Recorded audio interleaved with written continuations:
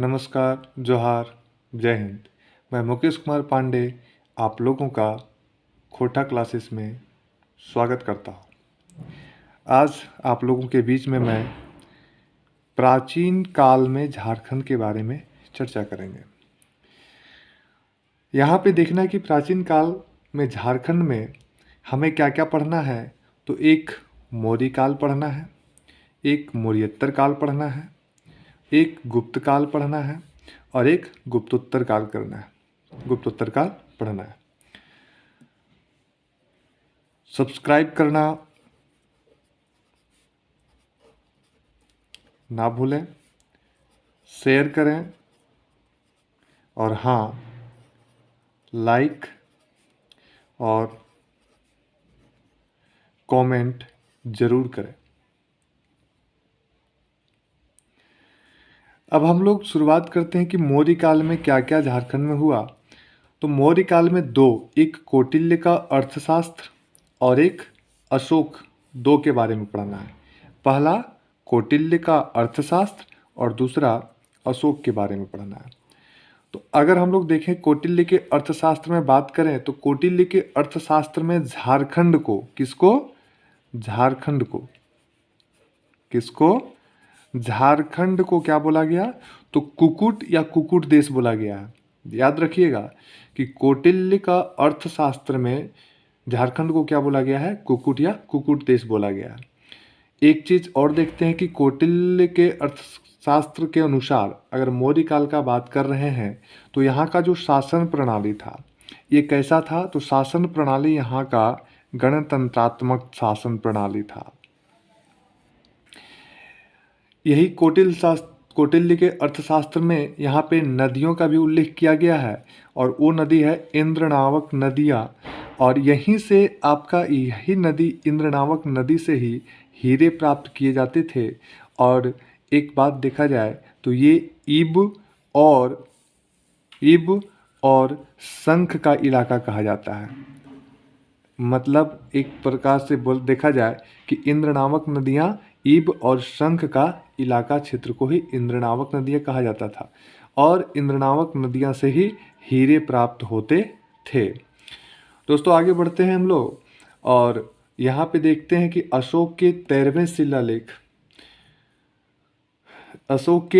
13वें शिलालेख में समीपवर्ती राज्यों का कुछ सूची मिलती है और उस सूची में आटविक प्रदेश का उल्लेख है। और देखा जाए तो आटविक प्रदेश क्या था? तो आटविक प्रदेश झारखंड क्षेत्र था। इसी में आटविक प्रदेश में ही झारखंड क्षेत्र था। यानी कि कहा जा सकता है कि मौर्य काल में झारखंड का संबंध रहा है। यहाँ पे देखा जा रहा था कि यहाँ पे जो आटविक प्रदेश था यहाँ पे अशोक का जनजातियों पर कैसा प्रभाव था, कैसा नियंत्रण था? तो जनजातियों पर अप्रत्यक्ष नियंत्रण था। कैसा नियंत्रण था? अप्रत्यक्ष नियंत्रण था। वही मौर्य काल में ही अशोक के काल में बौद्ध धर्म का प्रचार हुआ और एक आटवी को भेजा गया था प्रचार करने के लिए। उस आटवी का नाम था रक्षित। क्या नाम था? रक्षित नाम था। उस आटवी को जिसको भेजा गया था वो रक्षित था। एक चीज़ और देखते हैं कि अशोक के पृथक कलिंग शिलालेख 2 में, किसमें? 2 में यहाँ पे अशोक ने बोला था कि इस क्षेत्र की जनजातियों को, किस क्षेत्र की जनजातियों को? आटवी क्षेत्र के जनजातियों को मेरे धर्म का आचरण करना चाहिए। किसके? अशोक के धर्म का आचरण करना चाहिए। वही बात बोला गया कि अशोक के पृथक कलिंग शिलालेख 2 में उल्लेख किया गया है कि इस क्षेत्र के वासियों को, जनजातियों को मेरे धर्म का आचरण करना चाहिए। अब हम लोग बढ़ते हैं मौर्योत्तर काल में। तो मौर्योत्तर काल में क्या हुआ कि विदेशी आक्रमणकारियों ने, क्या ध्यान रखिएगा कि विदेशी आक्रमणकारियों ने भारत में अनेक राज्य स्थापित किए और व्यापारिक संबंध बनाया। और इस व्यापारिक संबंध बनाया तो यहाँ से देखा जा रहा था कि झारखंड के 3 इलाके से पहला इलाका सिंहभूम, दूसरा इलाका चाईबासा और तीसरा इलाका रांची। तो सिंहभूम से रोमन साम्राज्य के क्या प्राप्त हुए हैं? तो रोमन साम्राज्य के सिक्के प्राप्त हुए हैं। रोमन साम्राज्य के क्या प्राप्त हुए हैं? रोमन साम्राज्य के सिक्के कहाँ से प्राप्त हुए हैं? सिंहभूम से प्राप्त हुए हैं। रोमन साम्राज्य के सिक्के कहाँ से प्राप्त हुए हैं? सिंहभूम से प्राप्त हुए हैं। अगर हम लोग चाईबासा की बात करें, तो चाईबासा से इंडो-सीथियन सिक्के प्राप्त हुए हैं। कैसा सिक्का प्राप्त हुआ है? इंडो-सीथियन सिक्का प्राप्त हुआ है। और अगर रांची से बात करें तो कुषाण कालीन सिक्के प्राप्त हुए हैं। जब कुषाण कालीन सिक्के प्राप्त हुए हैं तो कहा जा सकता है कि इस क्षेत्र में कनिष्क का भी प्रभाव रहा था। किसका? यानी कि कनिष्क कुषाण कालीन के सिक्के प्राप्त कहाँ से हुए हैं? रांची से प्राप्त हुए हैं। यानी कि कह सकते थे कि झारखंड क्षेत्र में कनिष्क का प्रभाव रहा है, कनिष्क का प्रभाव था। यानी कि देख रहे हैं कि मौर्योत्तर काल में 3 जगह, एक सिंहभूम, चाईबासा, रांची। सिंहभूम से रोमन साम्राज्य के सिक्के, चाईबासा से इंडो सीथियन के सिक्के और रांची से कुषाण कालीन के सिक्के प्राप्त हुए हैं। दोस्तों लाइक, सब्सक्राइब, शेयर और हाँ कमेंट करना ना भूलें। आगे बढ़ते हैं, गुप्त काल की ओर बढ़ रहे हैं। तो गुप्त काल में देखा जा रहा है कि गुप्त काल को क्या कहते हैं? याद रखिएगा कि गुप्त काल को भारतीय इतिहास का, किसका? भारतीय इतिहास का स्वर्ण युग कहा जाता है। तो भारतीय इतिहास का स्वर्ण युग किस काल को कहा जाता है? गुप्त काल को कहा जाता है। याद रखिएगा दोस्तों, गुप्त काल में हम लोग दो देखेंगे, एक समुद्रगुप्त और दूसरा चंद्रगुप्त द्वितीय। तो दोस्तों सबसे पहला हम लोग देख रहे हैं समुद्रगुप्त को। तो एक बात देखा जाए कि समुद्रगुप्त का अगर बात करें तो ये गुप्त वंश का, किसका? गुप्त वंश का। किस वंश का? गुप्त वंश का महत्वपूर्ण शासक। दोस्तों समुद्रगुप्त ये सर्वाधिक महत्वपूर्ण शासक थे गुप्त वंश का। और एक बात और याद रखिएगा कि इसे भारत का नेपोलियन भी कहा जाता है। किसे? समुद्रगुप्त को। एक बात और कि विजयों का वर्णन प्रयाग प्रशस्ति में मिलता है। इनके जो विजय का जो था, जो युद्ध लड़े थे उनमें जो विजय हुए थे, उनका ये वर्णन कहाँ पे मिलता है? प्रयाग प्रशस्ति में। और ये इलाहाबाद प्रशस्ति में भी मिलता है। इलाहाबाद, प्रयाग प्रशस्ति मतलब इलाहाबाद।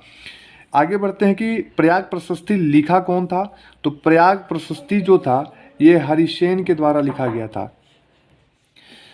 और इनका एक विजयों में से एक था आटविक विजय। और एक बात और, झारखंड में, समुद्रगुप्त में झारखंड में जो पहले जो छोटा नागपुर था उसको बोला जाता था मुरुंड देश। क्या बोला जाता था? मुरुंड देश। दोस्तों आगे बढ़ते हैं हम लोग। चंद्रगुप्त द्वितीय, इनको विक्रमादित्य का उपाधि भी दिया गया था और इनका भी प्रभाव झारखंड में रहा। और इन्हीं के शासनकाल में चीनी यात्री फाह्यान 405 ईस्वी में, कितना ईस्वी में? 405 ईस्वी में भारत आए थे। और कौन? चीनी यात्री फाह्यान ने झारखंड को कुकुट लाड बोला है। झारखंड को कुकुट लाड कहा था। दोस्तों आगे बढ़ते हैं, गुप्तकालीन अवशेष। मतलब यहाँ पे झारखंड में कुछ गुप्तकालीन अवशेष प्राप्त हुए। किस किस जगह पे देखते हैं। तो सबसे पहले महुदी पहाड़, फिर सतगावा और फिर पिठोरिया। तो महुदी पहाड़ है कहाँ? तो दोस्तों महुदी पहाड़ हजारीबाग में है।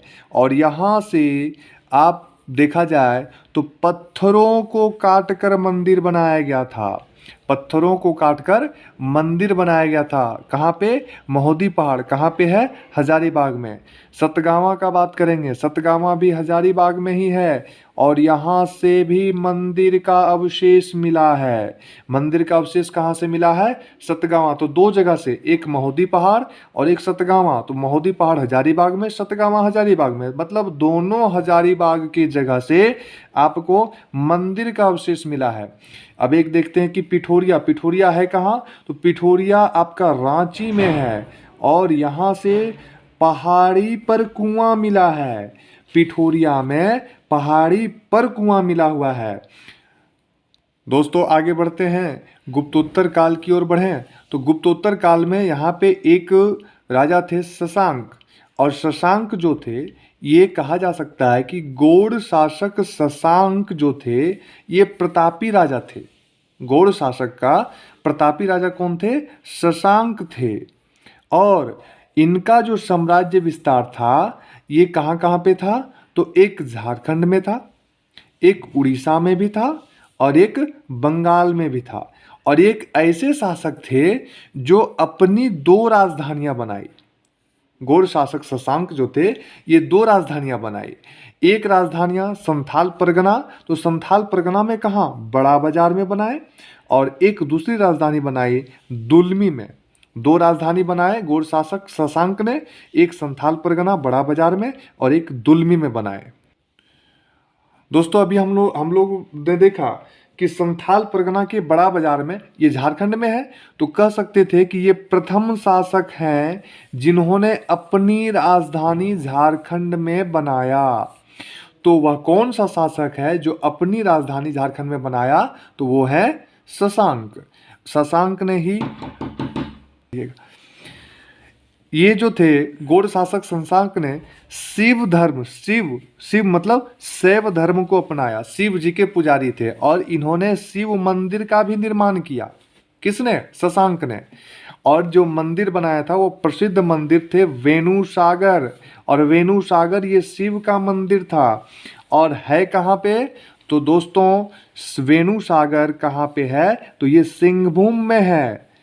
और मयूरभंज, ध्यान रखिएगा, सिंहभूम और मयूरभंज के सीमा, मतलब सिंहभूम का जो सीमा समाप्त हुआ और मयूरभंज का जो सीमा शुरू हुआ, तो दोनों सीमाओं के क्षेत्र के बीच में कोचांग जगह पर है।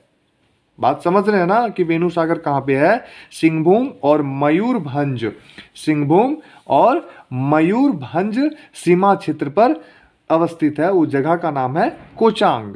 क्या जगह का नाम है? कोचांग। अब देखा जाए कि यहाँ पे देखिएगा, इन्होंने शशांक ने, गौड़ शासक शशांक ने बौद्ध धर्म के प्रति असहिष्णुता की नीति अपनाई। और ये उल्लेख कौन कर रहे हैं? ये बता रहे हैं, वैनसोंग बता रहे हैं कि बौद्ध धर्म के प्रति असहिष्णुता अपनाई गौड़ शासक शशांक ने। और एक बात और कि यहाँ से शशांक ने बौद्ध केंद्रों को नष्ट किया। जब बौद्ध केंद्रों को नष्ट किया तो बौद्ध धर्म का भी नष्ट हुआ, और बौद्ध धर्म जैसे समाप्त हुआ वहीं से हिंदू धर्म भी शुरुआत झारखंड में हो गया। गुप्तोत्तर काल में ही हर्षवर्धन, और हर्षवर्धन कहा जा सकता है कि ये वर्धन वंश के सर्वाधिक शक्तिशाली राजा थे हर्षवर्धन। और इन्होंने क्या किया? काजंगल, काजंगल कहाँ? तो काजंगल राजमहल में है। और काजंगल भाग शामिल था कहाँ पे? इनके हर्षवर्धन के साम्राज्य में काजंगल जो कहाँ पे है? राजमहल में है। तो कुछ भाग शामिल था। और यहाँ पे ध्यान रखिएगा कि वैनसोंग जो थे ये काजंगल में ही हर्षवर्धन से मिले।